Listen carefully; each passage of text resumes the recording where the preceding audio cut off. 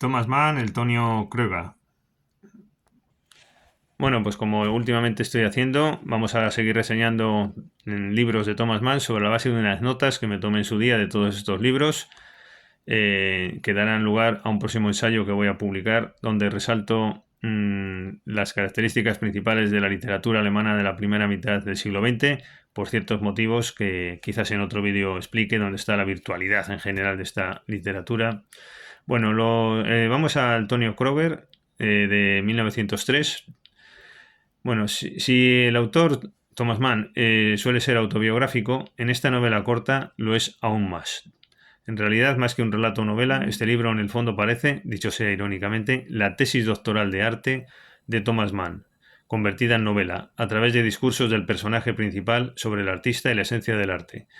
El argumento consiste en ciertos pasajes de la vida de Tonio Kröger.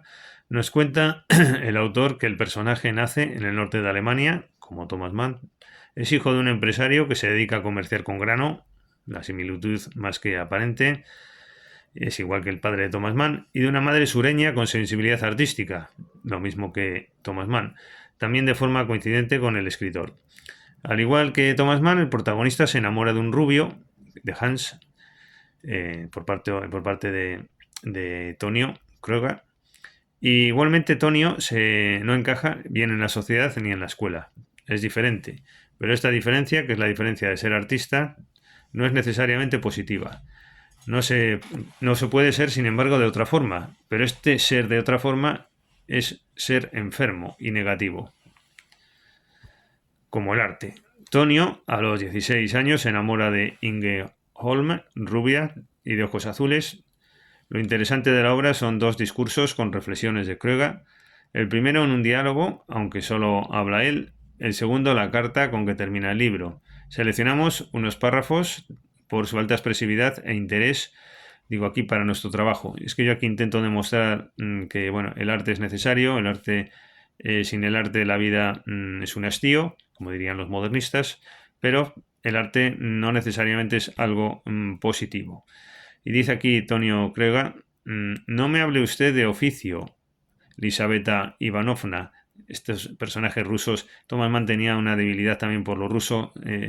Bueno, es el otro país que consideraba como referente no de civilización, sino de cultura, etc. La literatura es todo menos, sigue diciendo Tonio Kröger, es todo menos un oficio, es una maldición. Aquí tenemos la idea, para que usted lo sepa. ¿Cuándo comienza a notarse esa maldición? Temprano, terriblemente temprano. Empieza uno por sentirse marcado. Experimenta un antagonismo inexplicable frente a los otros, los normales, los ordenados.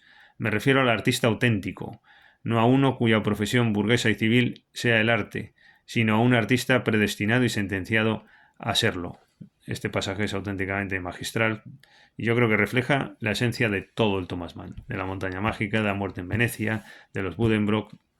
Bueno, de forma altamente sugerente, Tonio Kröger se refiere a un banquero que cometió un delito muy grave, sugiriendo el autor que su naturaleza delincuente, de ese delito, ese acto que cometió, venía precisamente de su afición por el arte. Esto es un dato importante y nos interesa destacar. Por tanto, habría que distinguir por un lado el oficio y por otro lado la naturaleza de la persona. Este era un banquero pero poseído por el arte y por eso delinque, ¿no? Aunque pueda tener otro oficio, la maldición del arte puede estar en su propia naturaleza, explicándose de esta manera su desgracia. Hay un cierto fatalismo, esta vez, en estos planteamientos. Es que, claro, no se puede no ser artista, es lo que te llena, lo otro te parece insuficiente, pero esa naturaleza no es necesariamente positiva. Dice aquí Tonio Kröger en el libro: conozco a un banquero que posee el arte de escribir cuentos. Este hombre no es un modelo de corrección. Tuvo que sufrir una condena muy grave. Sin embargo, ¿no nos asalta la sospecha de que sus permanencias en la cárcel hubieran podido estar no menos íntimamente ligadas a las raíces de su temperamento artístico que su propia vocación, y que la necesidad subconsciente de crear su obra fuese la que lo llevara allí? Fijémonos en este discurso de Kröger y sigue diciendo: no hay problema más torturador en el mundo como el de ser un artista y sufrir las consecuencias que de ello se derivan en el orden humano. Y en otro sitio, otro aspecto no menos admirable del asunto es la indiferencia y el cínico cansancio frente a toda la verdad. Ah, sí, la literatura, Elisabetta. Cansa tanto. No creas que yo soy nihilista. La vida en oposición absoluta con el espíritu y el arte no se nos antoja a nosotros, los raros o excepcionales, como una visión de una grandeza de sangre, porque en definitiva, ¿qué espectáculo resultará más lamentable que el de la vida cuando ésta se aventura en algún intento artístico? Esto del arte para Thomas Mann pues no es un hobby, no es una afición, es algo que te envuelve, que te conduce, te aprisiona y que te acompaña en todo lo bueno y malo. Bueno, y vayamos a la carta final, a leer algún pasaje. Veamos la contraposición entre lo burgués y lo artístico, que es otra de las claves del pensamiento de Thomas Mann. Lo burgués es necesario para que el arte tenga contención, sin él no se podría dar, aunque también hay otras acepciones de lo burgués en el pensamiento de Mann. Bueno, y veamos en especial la característica del personaje, Tonio Kröger, entre dos mundos, porque así se considera él, de esta forma, un burgués descarriado. Esto del arte, pues hay algunas personas pues que les ha picado la mosca, ¿no? Y viven con esa cuestión, como decía, para bien y para mal. Bueno, dice, recordará aún, Elisabetta, que en cierta ocasión me llamó usted burgués, un burgués descarriado.